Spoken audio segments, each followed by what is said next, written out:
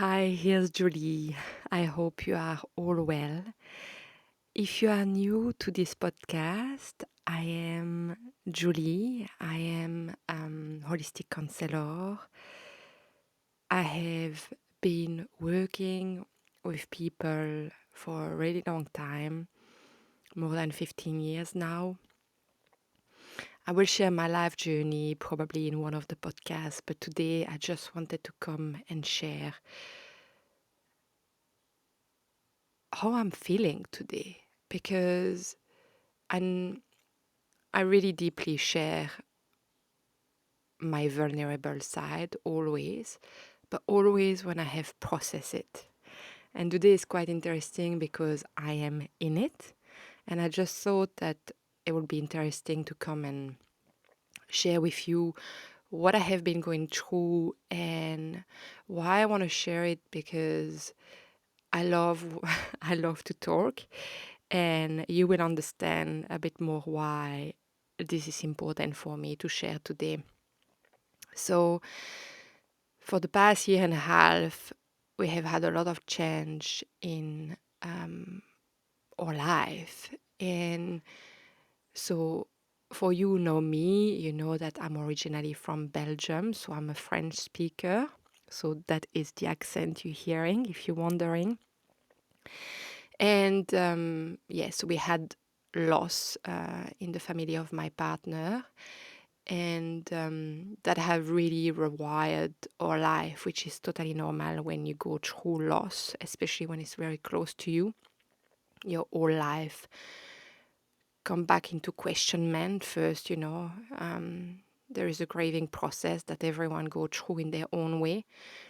And so when we went back to Belgium, I thought we will never go back here where we live in New Zealand. So we have been living in New Zealand for 15 years now. We came here when I was 22 years old. Um, and so it's been a long journey here. And so when we left, I felt like we're not coming back. I felt like that our place where we live was going to be destroyed. I could see fire. I could see earthquake. I don't know. There was something that was destroyed about it. It's so weird. And so when we left, I felt that I was leaving behind all of it. Then we arrived in Belgium. And we arrived in Switzerland because I felt deeply that we needed to go to Switzerland first. Switzerland have a deep place into my heart because I used to dance in a company there. And so I felt like maybe that would be the place where we go and live because, the landscape is very similar to New Zealand and is closer to Belgium. So that was a way to be like, maybe we can go back to live close to our family. And so we arrived in Switzerland and started. I tell you, my story will go in everywhere, and I don't know where it's going to take us, but that's okay because I feel this podcast is going to be about that. It's going to be about stories that go everywhere, that make a point at the end. And so arrive and put my feet on the ground in Switzerland. I remember the first things Michael, my partner, and I had in mind is like, okay, what will be the first smell we smell in Switzerland? Because when you come in New Zealand, there is this smell that you you never smell anywhere else. I mean, anyway, where I have been in the world, it's like fresh. It's like so invigorating. No, that's not correct. You understand what I mean. It's really rejuvenating. Or I don't know. The smell of New Zealand is like fresh and it takes your whole being by surprise. It's like you breathe for the first time and straight away when you are at the airport. And so I remember we arrived in Switzerland and we're like, okay, what will be the smell here? And we had to laugh because the first smell we had, it was cigarette. It was this heavy smoke. And it's some things, if you are from Europe, or you have been in Europe, you know that, there is a lot of people who smoke in Europe. And so that was like so funny because I wanted to remember the smell of Switzerland and I wanted to have this deep connection. And that was what we got. Anyway, and so along the journey, I started to. So I'm someone who physically will, um, when when energetically something's happening, it will show up physically for me. So the first thing that is happening is I'm starting to have a blister in the center of my foot. And so, yes, we did hike, quite a bit, but you have to understand that at the same time, my mother, who is in Belgium, started a blister in the center of her foot. And so that was like a year and a half ago. And this blister has continued all along my foot like a journey. So I know for the past year and a half, I have been on a deep journey. Um, so it's very interesting because this is some things quite interesting because the center of the foot, in reflexology, represent your intestine and it's everything that is in digestion. So obviously I was digesting some things. And when I put my feet on the land of Switzerland, there was a lot of unfinished business there, from my past. I mean, unresolved for me. And I will tell you a bit more about that now. So it's very interesting because when I was thinking about this podcast, I was thinking about what I wanted to talk about. And this one was one of the subjects I thought about this morning. So during my lifetime, I'm not very old, I'm 38. This month, I was just on the 8th of May celebrating my 38th birthday. It's very interesting because when I was 30, something's hit me deeply. Something's deeply hit me about my journey. So, all my life, I felt I never really fitted, apart when I was in primary school. As soon as I got into high school or college, depending of where you are and how you call it, I was like 13. It just, some things didn't click in. And in my heart, I wanted to be a dancer. So that was all about me. And so I started, high school.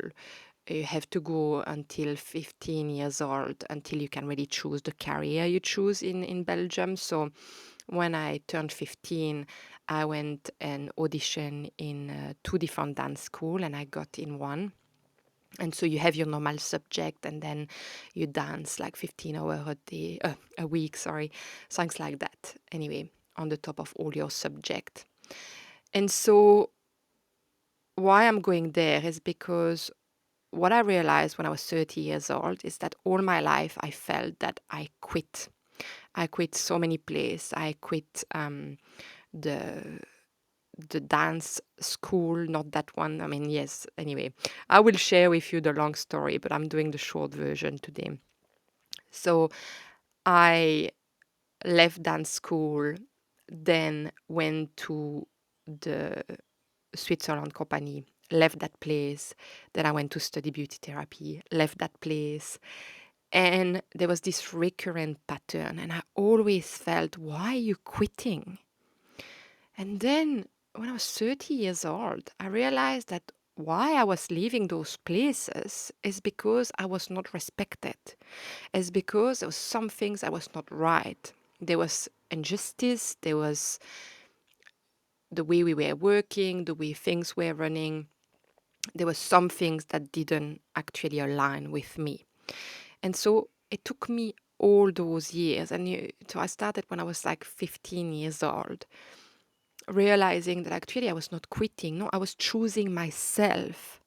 I was choosing self-care. I was choosing me, and I knew already what was not working for me at the time. I can tell you when I had that realization that changed everything into my life. And I wanted to share that with you today because it took me all these years to realize that. And all those years I thought, oh my God, you never finish anything, Julie. You never do finish anything. But what is quite interesting is that although I never finished those part of my life, I made career of it. So I became a dance teacher. I taught here in New Zealand for 7 years after that. Beauty therapy, yes, I had a clinic of massage and beauty therapy. So I had my massage qualification later on, but I trained people for beauty therapy, to do facials. I trained with sugaring wax, So anyway, long story short, what was interesting is not because I felt that I quit that I didn't make a career of it as well, but because I had all it in wrong, really. I thought that I was quitting, but actually, no, I was choosing myself. And by choosing myself, the path brought me back to what was best for me in other way. So if I look at my life journey, and especially my career, nothing is really in the mainstream. Do you know what I mean? So I have had to take other way around to get where I needed to be always. Even after high school, when I went to dance to the company in Switzerland, when I came back to actually find a job in Belgium, I needed my CESS to have the most basic job. And so I had to do some exam with the government. And so that was an alternative way for me to get my diploma. And I ended up like studying assistant nurse. I didn't even know that I was going to study that. And I remember when I finished the second dance school I went to, they failed me in all the subjects, and they said that I needed to start studying science from the beginning because I didn't understand anything. And actually, when I went to the assistant nurse school, it was a nursing school. It was lodged in, it was in the center of a psychiatric hospital. And it was 15 hours of science. And my mom was like, Julie, did you hear what the other school said? And I was like, no, it's fine. I'll be fine. And I was fine. And, we were 200 students to go at the government to do those exams. We had 3 periods of exam, and we had to study 3 years in 6 months and then pass 3 periods of exam. And over the 200 students, 16 succeeded, and I was part of it with 15 hours of science. So it's so interesting that it's only one example of it, but all my life I have been told, you will not be that. I was told I was never going to be a dancer. And then I became a dancer, and then I taught, for 7 years.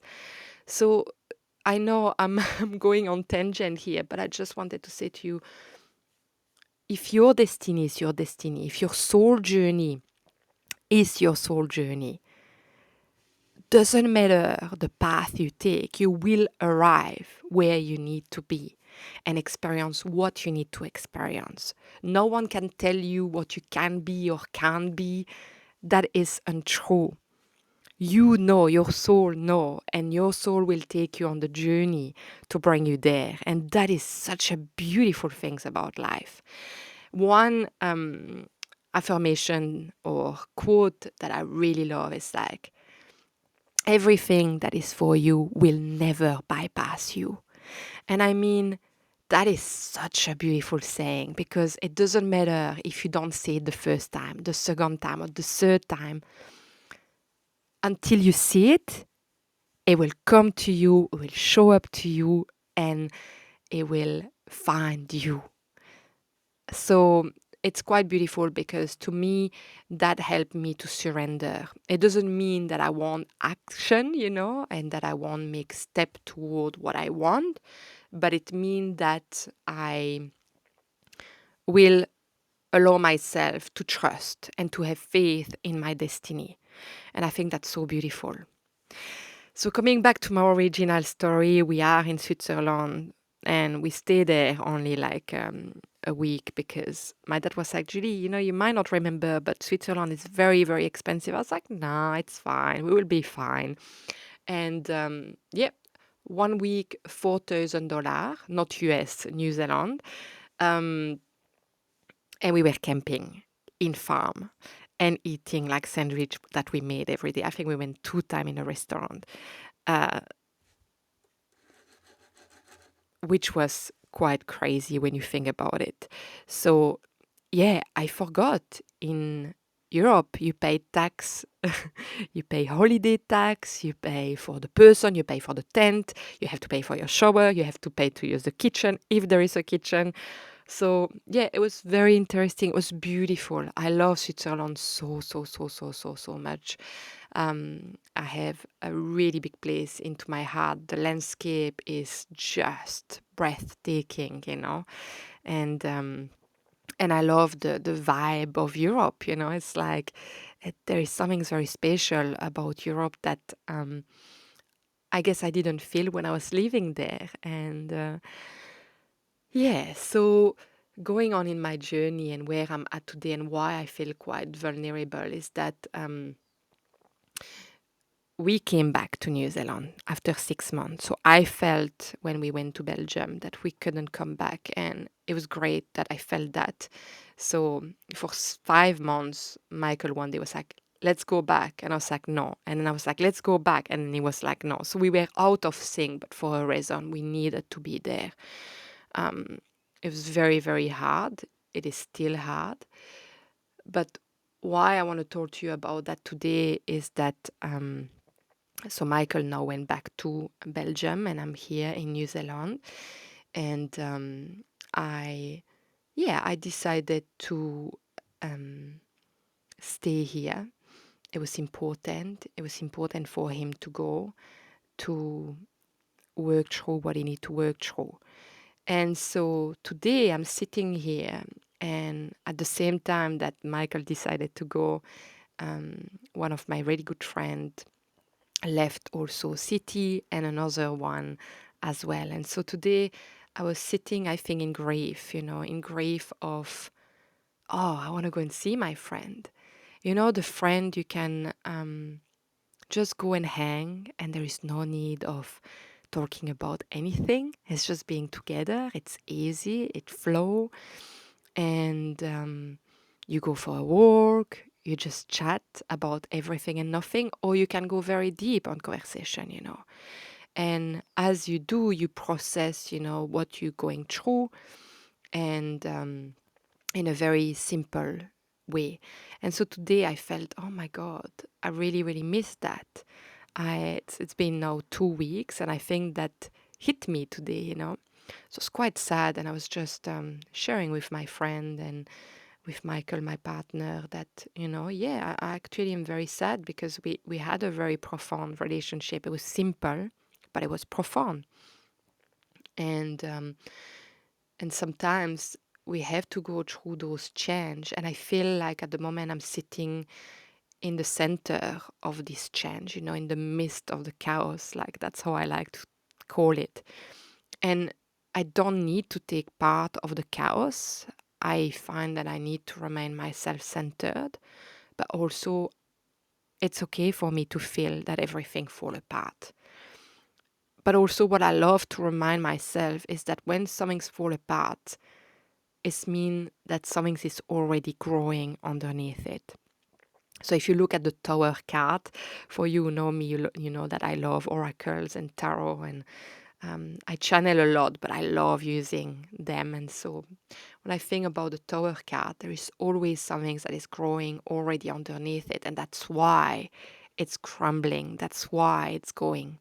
And if you look at the state of the world and where we at, something is shifting, something is crumbling. And I know maybe a lot of you don't see it that way, but I do. And I see that something is willing to emerge, and all the old ways don't work anymore. And I don't know if you have felt that in your life, but lately, I found that my way of doing things, it's not especially the way I need to actually change.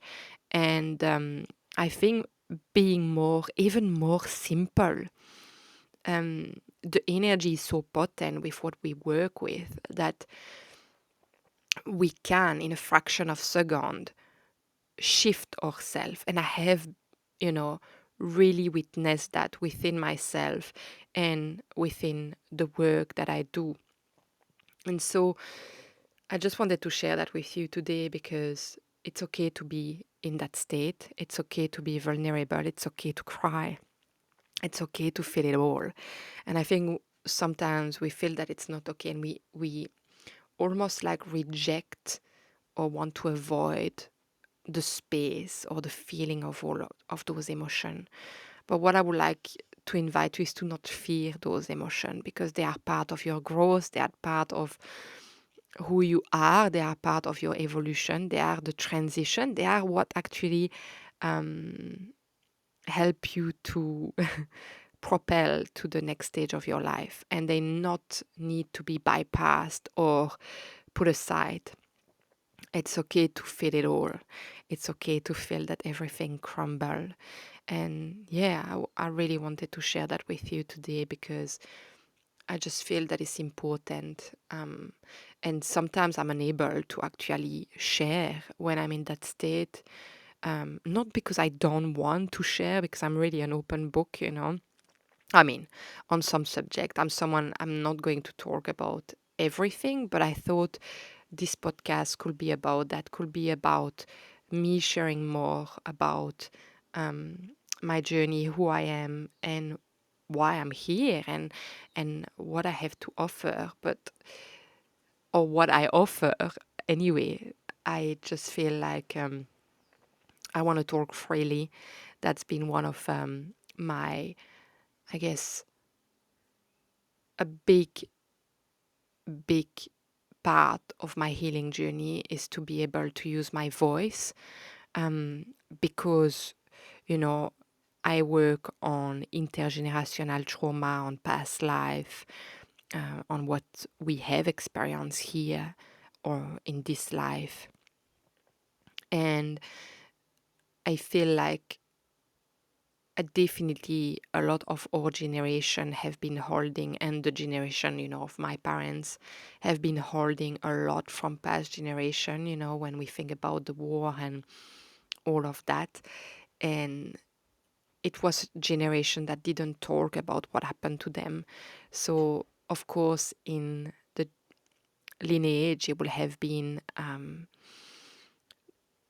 given to the next generation or the next one, you know. And so I feel that my work for myself has, yeah, I had to actually go through all the layers of what was not talked about.